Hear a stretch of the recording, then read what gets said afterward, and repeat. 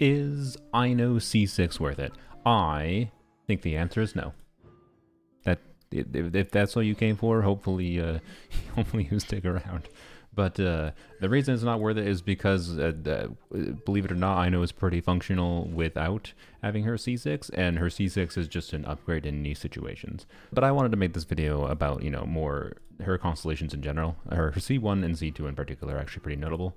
Her C4 I have also found more useful than expected, although this is kind of a Stygian Onslaught coded constellation. Her burst cost is 50, and a 10 energy refund every time you use her skill. It can trigger every 10 seconds too, and her skill cooldown is 10 seconds. It makes it a lot less annoying to get her burst right away for the Fatui shield, for example. Yeah, C1 gives an 80 EM upgrade, and 80 EM seems small, but for any character that gets damage value from EM, I think the important comparison is to pretend it's the equivalent of having 4 substat rolls in your artifacts. I will show my Dia Overvape team a little bit later. Basically, this team is just a bit stronger with 80 more EM for Dia. A lot of the team's damage is from Dia triggering both overloads and vaporizes, and 80 more EM for Dia is pretty good. C2 Aino is probably her most useful constellation, theoretically, but also in some contexts it won't really matter. Like for Flynn, C2 doesn't matter at all. This gives her 3 extra instances of Hydra application. 3 extra instances of Hydra application from Aino doesn't seem like much, but it's it's enough that it can be a quite significant difference maker in some team contexts. Now, C6 Aino in particular is a 35% damage bonus for lunar reaction type damage, but it's only on-field damage, so that basically matters for Ineffa's talent damage, Lauma's Hold E damage, Flynn's damage, and then it seems like Nefer's probably going to be an upcoming Dendro DPS, and that's going to benefit her fairly significantly as well, right? But this is only the on-fielder that this benefits, so in a team like this Dia Overvape team where Ineffa's damage is happening off-field the vast majority of the time, Aino C6 doesn't do anything at all. Which is the one lame thing I'd say, because this is a thematic combo, right? The pairing of the 2 characters together. So Aino C6 not benefiting Ineffa unless you're playing Ineffa on field is a little bit disappointing to me, but oh well, it is what it is. I put Ineffa in charge of all my work for today. Aino's voice lines, in case you haven't played with her, she mentions Ineffa all the time. I don't know if there's a character that has as much mention of another character in their voice lines as Aino does. Alright, now before we get into testing how worthwhile Aino C6 is, I gotta tell you how worthwhile this video's sponsor is, FLEXISPOT. FLEXISPOT sent me their Ergo X Pro chair. Look at that. They're calling their fancy mesh Aero Mesh, which is, has a nice little fabric stuff over it. It feels nicer than, your typical plasticky whatever. And then we got the cloud. Okay, well, I'm sorry, this is a good fidget toy. And then we got the cushion, which is called Cloud Check. Wow. But more importantly, these armrests. Yes, we can adjust this armrest any which way, up, down, all around. I also, wait, real quick, sorry. Marketing is important, but you know what's more important? The spinny ability of a chair. This chair is oh, it's ergonomic and it's healthy for you, and those are important. Health is good, but you know what I care about right now more in this moment? Go slide away. It's got a backrest. It's also got a footrest. I can just fully lounge on this thing. And I got long legs. It's a really nice chair. Built of reinforced nylon. But there's a red spring I didn't even notice. You can check out this chair or FLEXISPOT's other products like their standing desks with the link in the description. That's it. It's a good chair. FLEXISPOT, check them out in the link below. Wait, we're not done yet. I found something amazing. This part of the chair makes a wonderful resonant sound.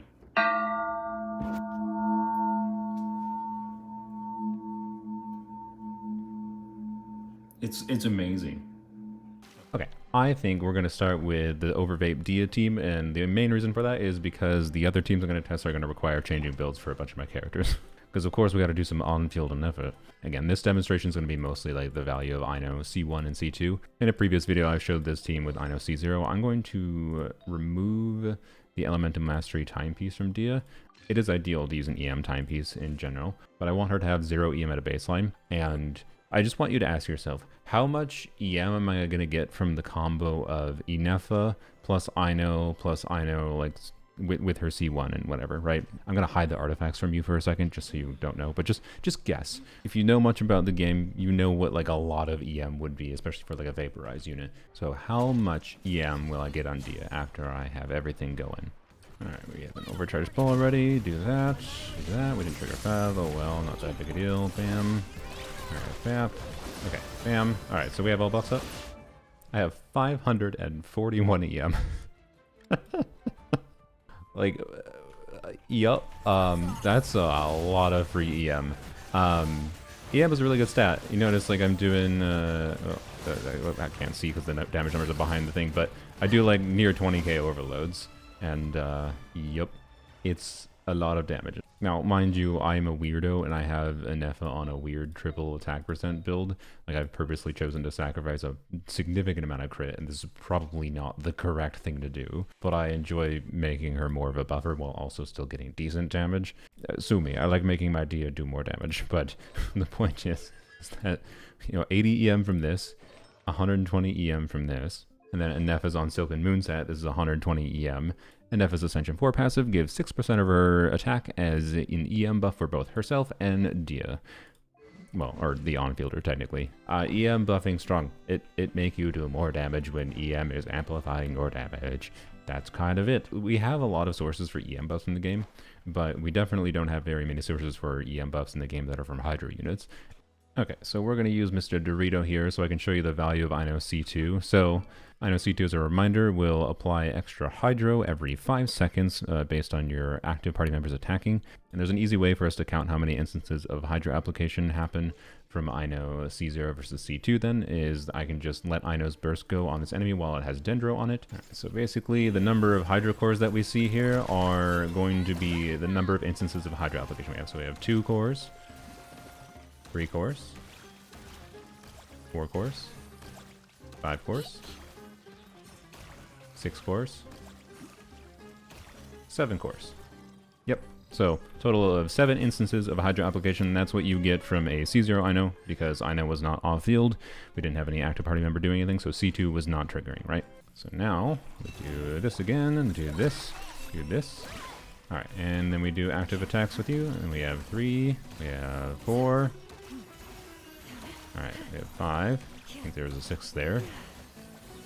7. 8. 9.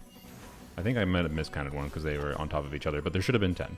In my opinion, that is enough to make her a much more compelling unit, say for like a Hyper Bloom team with Raiden or Kuki. But to be clear, someone like Saint Cho should be meaningfully better still. He does more Hydro application. More Hydro application means more core generation. Hyper Bloom damage is generally speaking directly tied to how many cores you can generate. For a Nilou Bloom team, particularly I think if you want to play Nilou with Lauma, and you like the idea of building crit on your Lauma because it's fun to get the big front-loaded damage from Lauma's Hold E, you would want Lauma's Ascendant Gleam passive, and Aino C2 will do meaningfully more core generation. And I was also, you know, an EM Ascending Hydro unit, so her Bloom scaling will be like higher at a baseline than Saint Cho, especially because she doesn't need as much energy, right? So ultimately, Aino C2 I think is, like on a team building level, definitely more valuable than her C6. It is the constellation that I would have gone for if I didn't make my stupid wishing video on Yelan where I got her C6, right? I would have just stopped at C2 and been very happy with C2. That's the, I think honestly, one of the main takeaways I would like most people to have from this video. But let's get on to actually testing her actual C6. Let's go do Lauma first, since we have her in the party already. I'm gonna leave Aino and Ineffa on their EM buffing builds because we want as much EM as possible on Lauma.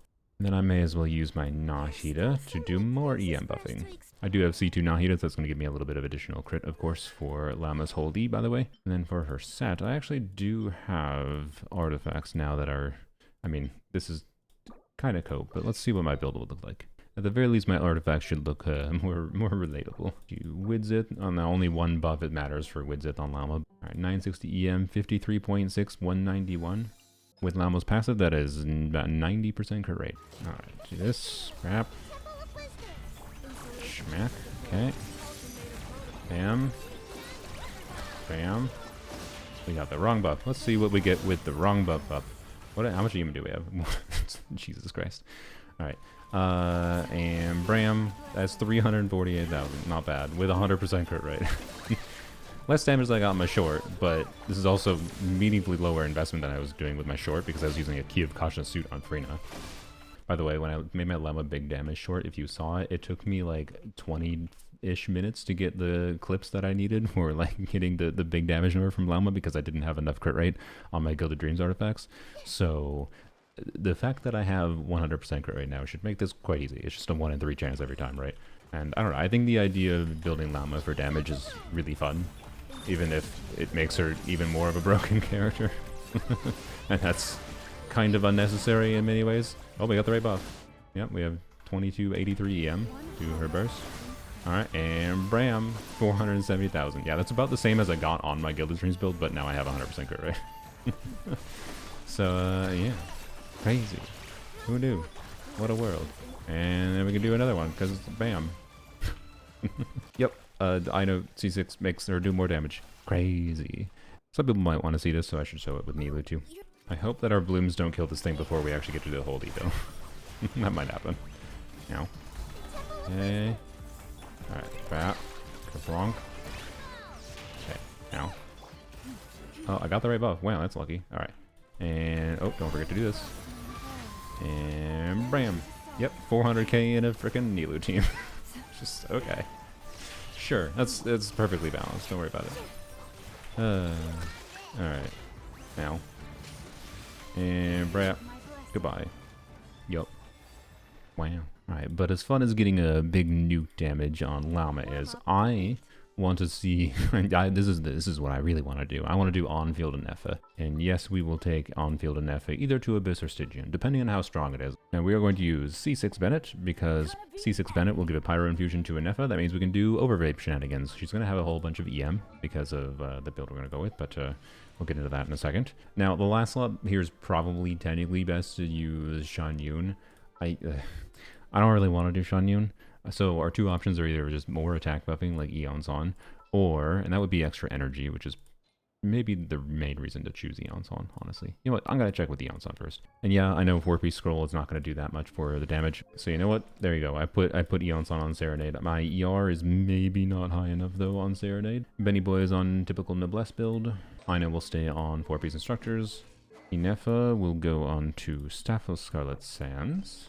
I don't have a level crit damage circle. It's shooty patooties. Also, she has sense of crit rate, doesn't she? What's my crit? Ooh, that's... Okay, I am super duper over Captain crit rate. I would use a different weapon on her, but I don't have any attack timepieces, so... I guess I'm just going to use 4-piece Gilded Dreams instead. Mind you, my Gilded Dreams Ineffa build should still be very strong. I'm somehow still overcapped. Guess that means we'll use this piece instead. There we go. Very nice ratio, 493 EM.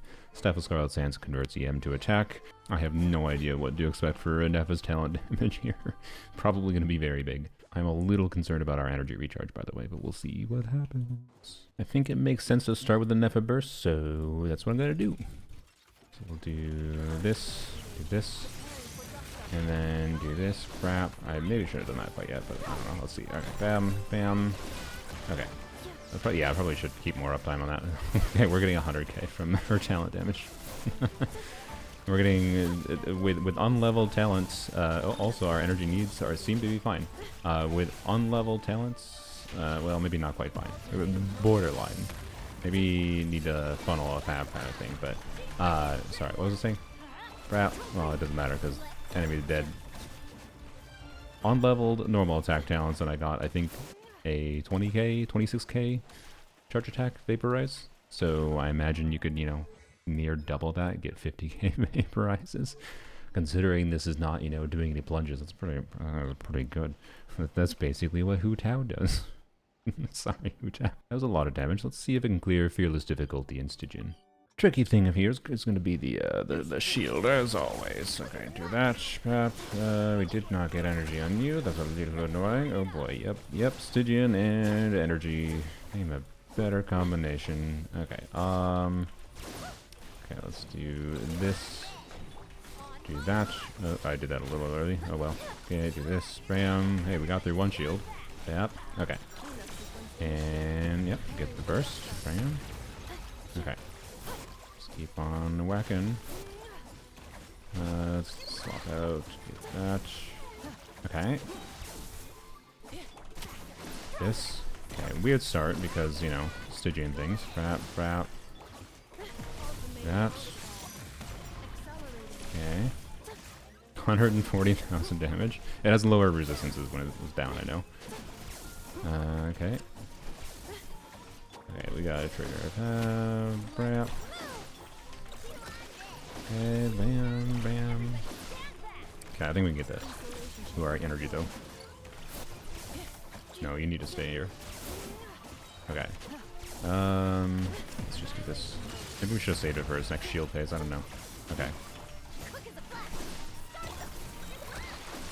Yep. Okay, good. Staggering. Good. So is that 160k? Jesus Christ. It's just doing like what I would almost expect Flynn's to do. Alright. Well, do this. Maybe I should have done that with Bennett buff up, but I didn't. Yeah, he wasn't that close. Okay, it's fine. Okay, now, bam. Okay, this might take a little bit of optimizing on my part, but this is so very doable. Okay. Alright. I mean, we're not even that far off. Okay. That was my first attempt, by the way. So, I'll be back in a few minutes. Alright, I tweaked Ineffa's build a little bit. I sacrificed some crit from her goblet to give her more ER. Seeing the 150k from her so stupid. Oh my lordy.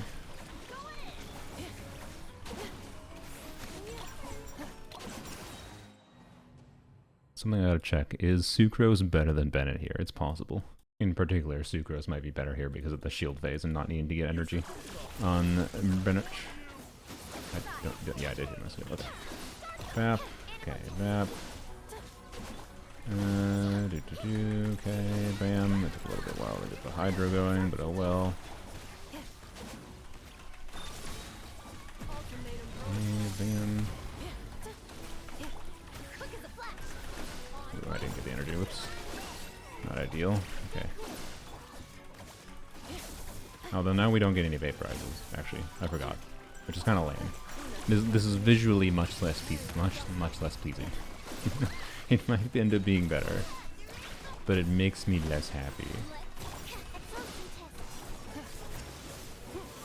Because I like it, I don't know, it's more fun when you have the overbait maneuvers, but the damage is very similar. I did put Wandering Evenstar on Sucrose, which is a little bit less attack buffing for Ineffa than Widzith, but with better uptime, so it's probably kind of a wash, I'm guessing.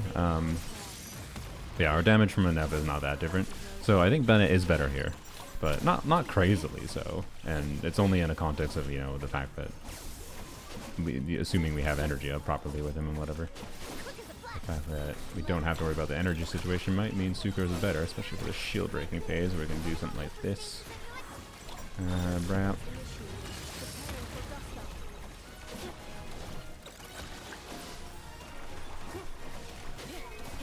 Yeah, Sucrose is 100% better for this fight. A lot better for this fight, actually. Alright, well, I mean, she might just be better in general, to be honest. Is what that might mean. But it's less satisfying. So I'm gonna do it again, but we're gonna do it with Bennett. Overvape teams are just kind of my favorite with Ineffa, even if I'm not doing on-field Ineffa, that is. So, I can't not try to get an overvape Ineffa player. God dang it, use energy. Oh, this team's so silly. It's just characters with 2025 numbers, but like, I should on-field Ineffa be this good? I don't know. It's fun, and like this is a boss that shills for Lunar Charge, so it's like it shouldn't be that surprising it's this good against this, but you know.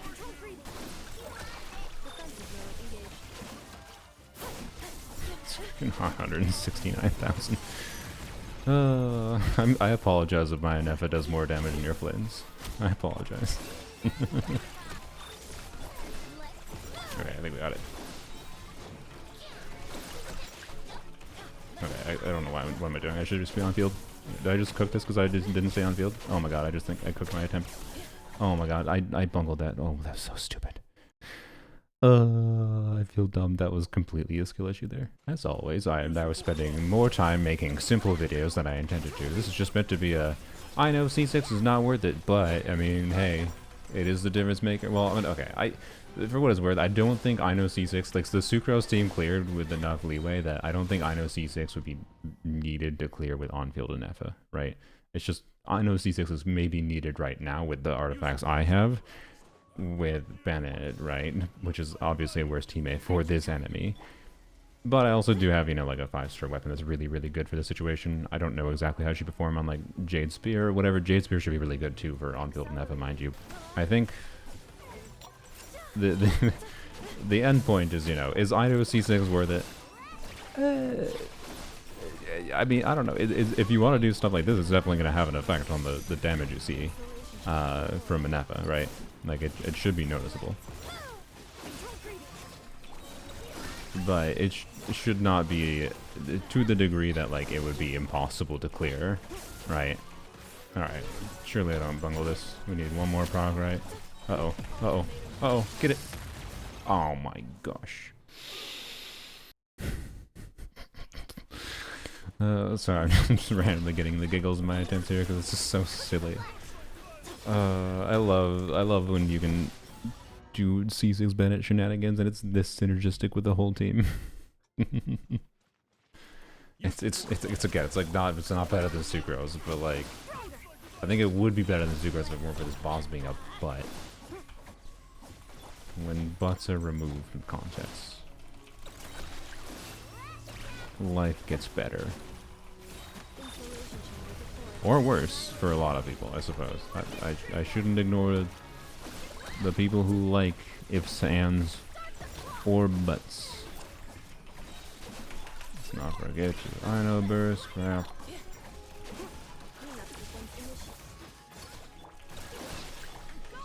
Bram. Okay, I'm gonna wait until I can Eon Song. Bam. Okay. Yeah, alright. I just missed a crit. No.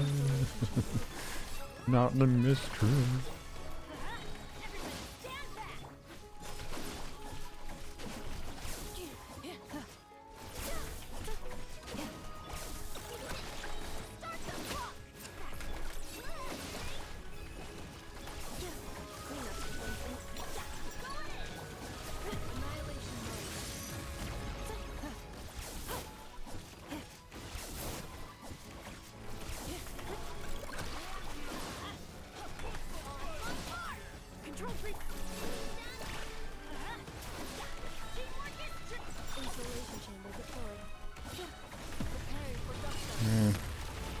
Should really be doing a better job moving to keep up the on-sun buff, but...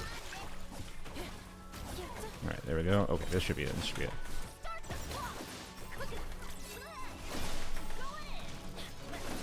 Okay, bam. Okay, surely. There can't possibly bungle this at this point.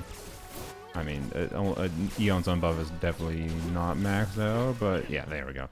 Easy, no problem. It didn't take that long. I just had to feel my way through getting a better shield clear and managing the energy a little bit between, mostly for Bennett, but also for Ineffa a little bit.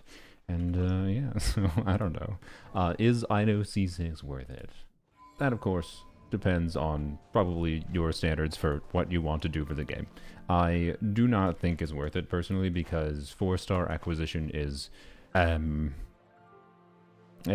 nightmare pain in the butt. On my Polarmonia account, I got C2 Flins and I did not get a C6 Aino. So, you know, like that's the way that 4-stars be. Most players will probably not get Aino C6 until like she has potentially multiple rerun banners. I don't think it really matters that much in this case. This is a really nice thing to get in order to just make her a stronger character. This will bridge the gap between her and Farina in teams. This will bridge the gap between her and presumably Columbina in teams, right? The more constellations you have on her, the less you will feel like you need the 5-star characters, the more happy you will be with the lower investment thing. She has well-balanced like improvements from her constellations and a well-balanced just kit in general. She's not like a overpowered character. She's no Lauma, but I don't know. I'm extremely happy with the state of her kit. She is quite frankly on a combat level